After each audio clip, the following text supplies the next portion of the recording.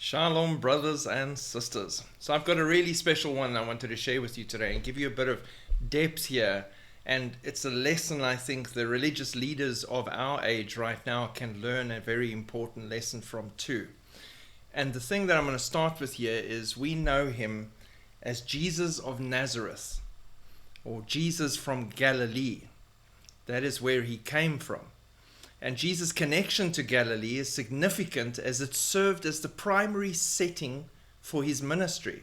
He performed many miracles there, he taught parables there, he called his first disciples from the Galilee, and this shaped the foundation of Christianity in the beginning. It was very integral, coming from Galilee. It was also under Roman control and very much showing that Jesus came for all. He didn't come just to Jerusalem. He started there in Galilee. And it comes from a prophecy in Isaiah, is the first place we see this. Isaiah chapter 8 verse 23 to chapter 9 verse 1. And it says the following: "But there is no gloom to her who was in anguish as in time past. He treaded lightly the land of Zebulun and the land of Naphtali, but in the future he will bring glory by the way of the sea beyond the Jordan, Galilee of the Gentiles. The people walking in darkness will see a great light. Upon those dwelling in the land of the shadow of death, light will shine." So that's the prophecy. The people walking in darkness will see a great light, and that light will shine. Now it takes you to the beginning of the book of John. In the beginning was the Word, and the Word was with God, and the Word was God. He was in the beginning with God, and without him nothing was made that was made. In him was light, and that light was the life of men. And the light shone in the darkness, and the darkness did not comprehend it. Now that light is prophesied here in Isaiah as shining greatly from Galilee. So why did Nathanael then ask, when he was being called, "Can anything good come out of Nazareth?" John 1 verse 46. So Nazareth was a city roughly 55 miles north of Jerusalem. During the time of Jesus, the Jews held those from Nazareth, a city in the region of Galilee, in low esteem. It isn't seen better anywhere else in Scripture than through Nathanael's question, "Can anything good come out of Nazareth?" That was the prevailing feeling, the looking down from the religious and the elite Jews on those who came from that place where the Gentiles were, Galilee. John 7 verse 52 records a statement by the Pharisees. They replied, "Are you also from Galilee?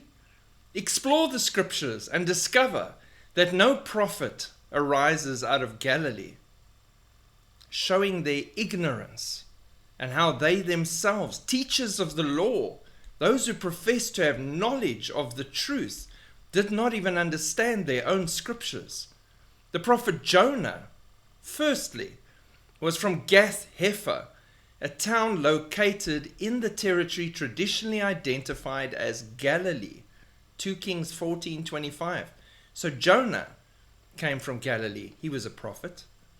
They were being aggressive.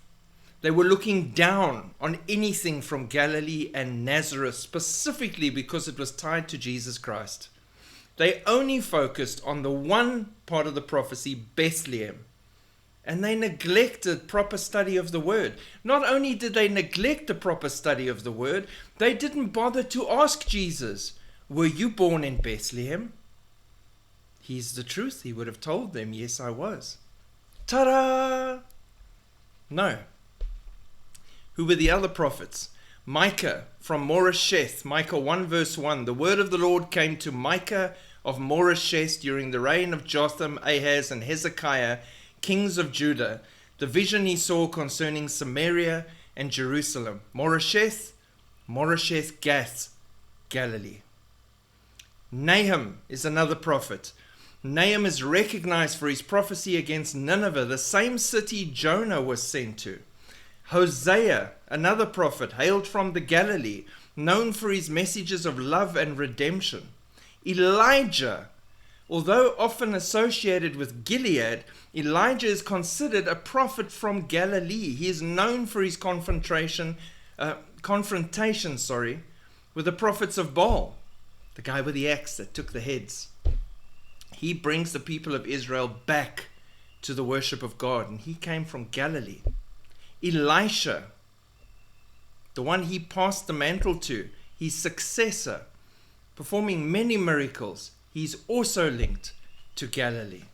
So how wrong were they when they said no prophet has risen from Galilee? They've thrown away all these prophets in their ire and their anger at who Jesus was and how he was upsetting the proverbial apple cart of their perfect lives, bringing questions they couldn't answer and making them look foolish, which is what they were, glorifying themselves, and now this person has come to upset everything. And thus they show their ignorance in Scripture.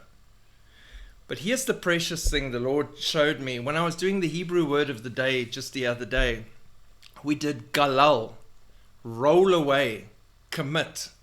And you can go watch that Hebrew word for the day and go listen to everything there. But the interesting thing here, Jesus came to roll away our burdens.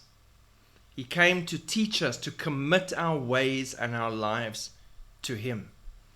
And he came from Galilee. Galilee and Galal share the same root in Hebrew. So the one who would teach us how to commit our ways and our lives to him came from Galilee. And the one who would roll away our burdens and take it upon himself came from Galilee. Galal, Galilee. How precious is that? Everything in the Bible is so beautifully woven intricately by God and such perfection. I mean, Bethlehem, house of bread. Jesus is the living bread that we have to partake of. Galilee, Galal, rolled away, commit. It's so precious. And there's so much more we have to learn.